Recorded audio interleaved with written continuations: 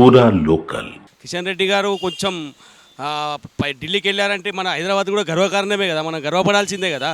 ఎవరో ఇక మన గిట్టని వాళ్ళు అంటుంటారు ఆయన పిఎంఐ ఇచ్చి ఏం చేసిండు అని. ఆయన చేయాల్సిన పనులు చాలా ఉన్నాయి. ఈరోజు ఆయన నచ్చే కదా ప్రధానమంత్రి గారు ఢిల్లీకి పిలుచుకొని ఆయనతో పని చేయించుకుంటున్నారు.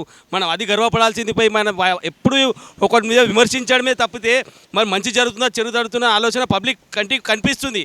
కానీ ఎవరో ఒకరు వచ్చి మాట్లాడేసరికి వారికి మాట్లాడాలని ఆలోచన లేదు. ఖచ్చితంగా బీజేపీ వైపే చిన్న బాబు దగ్గర నుంచి చూస్తుంటే ప్రతి ఒక్కరి నోట్లో నుంచి జై శ్రీరామ్ అని పలుకుతుంది. 500 సంవత్సరాల కళ నాటి కళ ఈరోజు మనం నెరవేర్చుకున్నామంటే మోదీతో సాధ్యం జరిగింది కాబట్టి.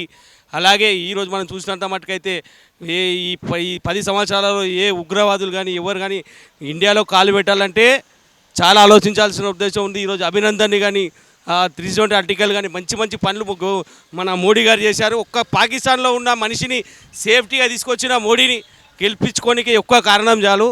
జై మోడీ, జై శ్రీరామ్, జై కిషన్ రెడ్డి.